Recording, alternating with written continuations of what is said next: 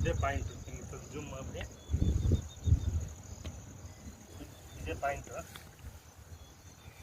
ಮೇಲಿಂದ step gap ಇದೆ.